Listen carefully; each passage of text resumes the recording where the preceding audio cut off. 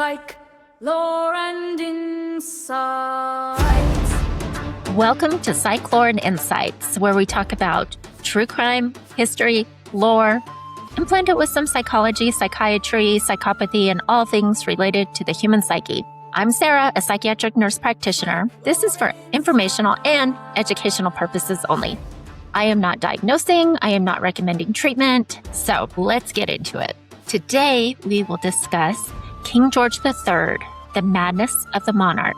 He ruled an empire, then his mind ruled him. Windsor Castle, January 1819. The corridors are cold in a way that has nothing to do with the season. Stone that holds chill in its bones and releases it slowly to whatever air dare passes through it.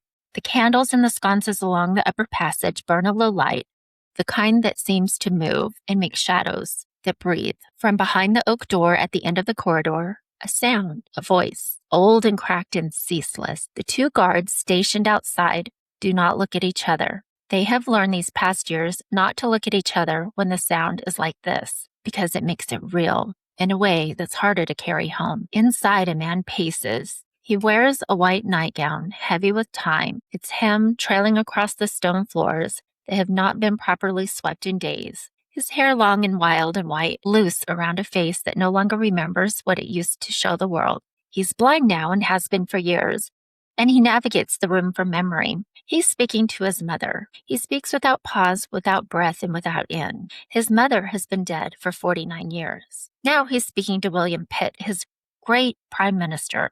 Pitt, who died in 1806. And now to his daughter Amelia, his youngest, his darling, who has been gone for 9 years. He moves between them fluidly, mid-sentence. He does not shout, he does not weep. He simply talks, voice low and urgent and intimate, as though every person he has ever loved is standing just on the other side of that wall that he cannot get around. The guards outside shift their weight, one clears his throat, neither reach for the door, and no one enters the room anymore. That was decided long ago.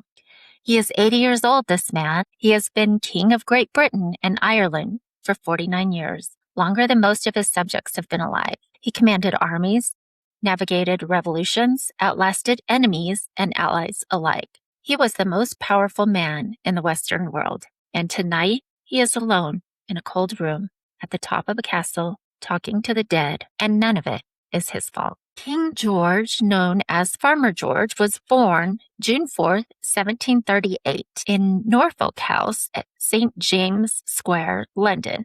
He was the first of his dynasty to be born on English soil. His grandfather, George II, was not warm, and his father, Frederick, Prince of Wales, died when George was just 12 by a rupture of the lung. And young George was raised mostly by his mother, Augusta, a formidable German woman. Young George was an anxious child, not especially quick, deep in earnest, but constitutionally incapable of the cynicism that surrounded him. He was very anxious as a young man. The year was 1760. The previous two kings, George I and II, had governed with a kind of cheerful indifference to England. Their attention and their hearts were pointed back toward the German states they considered home. George I had never really learned English, and George II didn't pretend to care. George III was different. He spoke English as his first language. He read English poets. He loved English soil in a very sincere way. He was an accomplished musician. He played the flute and harpsichord and the violin, and was an amateur astronomer. He collected books with devotion. By the end of his reign, his library contained 65,000 volumes. The newspapers gave him the nickname Farmer George, partly as a diminishment, but partly because he grew vegetables at Windsor. He loved it. He wasn't embarrassed by being ordinary. He embraced it. And then, in September of 1761, he married Charlotte. The marriage was arranged, as most were in the day, and it was said that when George first saw his bride, who was only 17 years of age, she reportedly looked terrified, and George was immediately charmed. They eventually had 15 children together and were a love match. In the early years, the reign was busy as king. Parliament was contentious. Ministers came and went. The wars and treaties and administration grind all kept George very busy. But his philosophy was he believed in order, he believed in duty, and the sanctity of the crown. not as a personal vanity, but as a sacred structure. The American colonies at this time were restless in a way that George didn't fully understand. The men around him failed to be truthful about it.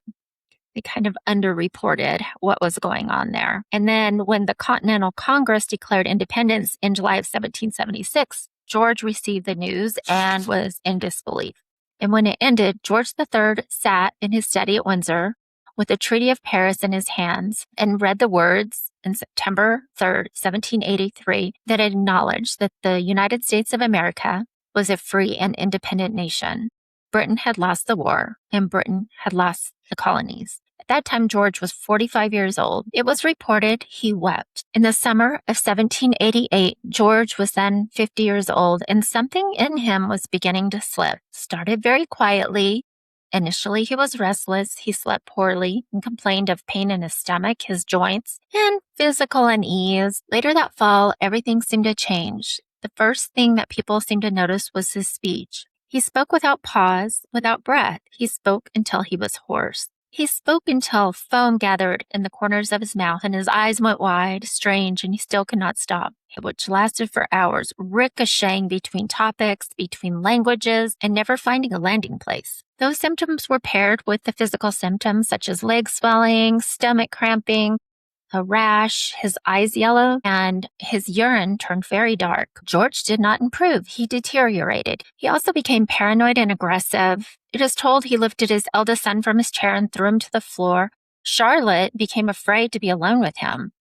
And then, November 2nd, 1810, his youngest daughter, Amelia, his favorite, died of tuberculosis when she was just 27 years old. George sat in the chair beside her, empty, for a long time afterwards, and he never really came back from it.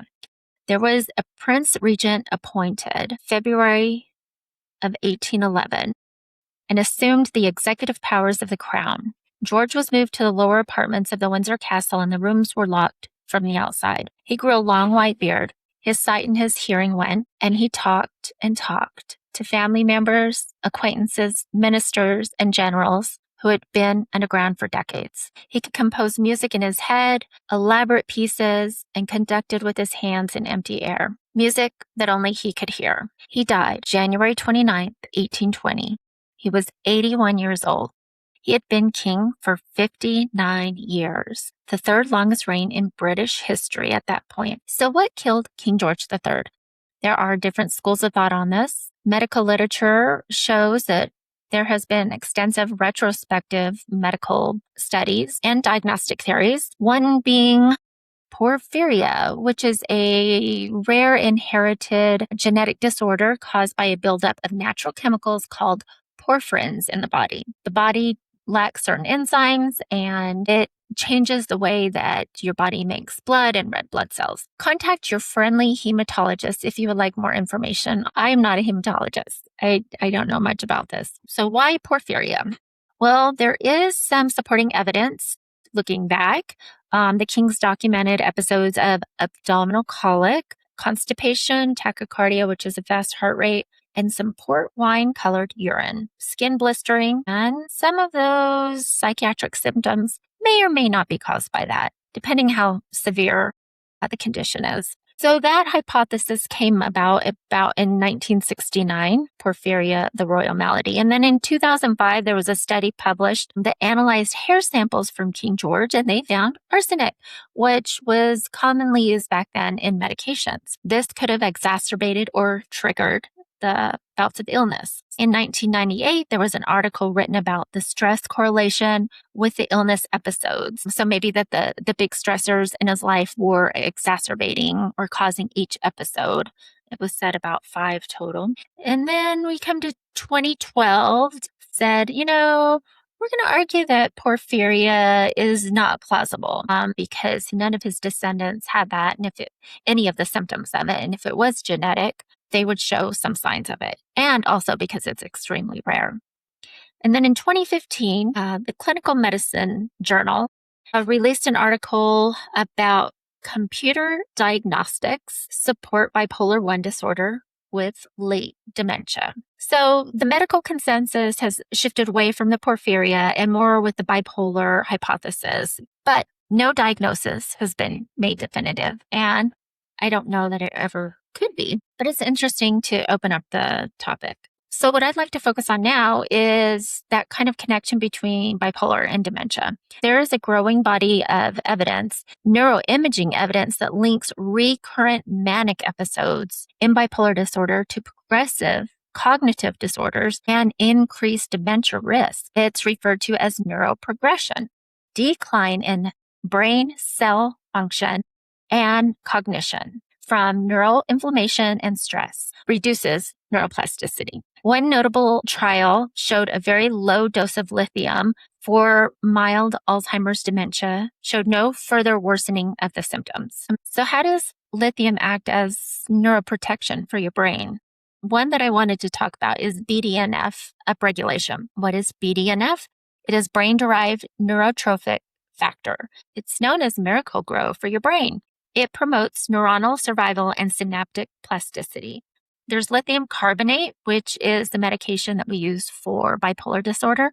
It's a medication that has to be ordered by a provider. And then there's lithium orotate, which is a supplement that you can get over the counter. I am not recommending anyone take lithium. Please talk to your provider and get more information about it. But there have been studies that show that the supplement lithium orotate impact mood in a positive way, cognition, and there's growing interest in a low dose of lithium for neuroprotection and dementia prevention. But again, that's investigative. Consult your provider. So several pathways have been proposed to explain how recurring manic episodes lead to brain damage. So it's really important for folks with bipolar disorder to be treated. It's a very serious illness. It requires medication. There are many mental health conditions that can be treated with alternatives other than medications, such as talk therapy, supplements, acupuncture, the list goes on and on. However, bipolar, especially bipolar 1, is not one of them. Bipolar 1 needs to be treated by a professional psychiatric provider. The more times a person goes into mania, the more damage is done to the brain. There is an increase in glutamate. Glutamate is an excitatory neurotransmitter in our brains, and this gets heightened during a manic state.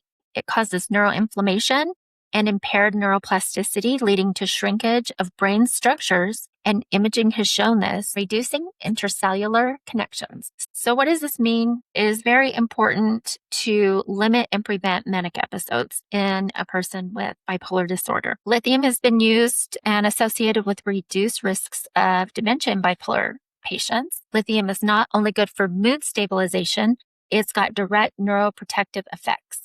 But if that is something you are interested in, talk to your doctor about lithium. Lithium has to be closely monitored. It has a very narrow therapeutic window. It can impact kidneys. It can impact your thyroid. So it's not something that you want to just play with. Talk to your provider about it. So how was King George treated back in the day? Doctors then induced vomiting, purging. These were intended to expel morbid humors. What are humors? Bodily fluids, phlegm, blood, bile, all the things. Blistering agents, Spanish flies applied to the skin to raise painful blisters based on the belief that drawing fluid to the surface would draw out the humors causing madness. Straitjacket confinement and restraint chairs used to control the king during periods of extreme agitation. There were conflicting reports to Parliament. Dr. Richard Warren declared to Parliament, "Our king is mad. There are no signs of fever, no danger to life." And then Dr. Francis Willis, another mad doctor, stated he had great hopes of the Majesty's recovery because he had cured many of this disorder. King George III was subjected to restraint, purging, blistering, and arsenic-containing medications that likely worsened his condition. Modern reevaluation concluded that the king most likely suffered from bipolar 1 disorder, with its final decade of dementia attributed in part to recurrent untreated manic episodes. Lithium been discovered in the 18th century. It may have stabilized the king's mood, altering the course of both his illness and British history. Thanks for tuning in today. Stay curious and stay psyched.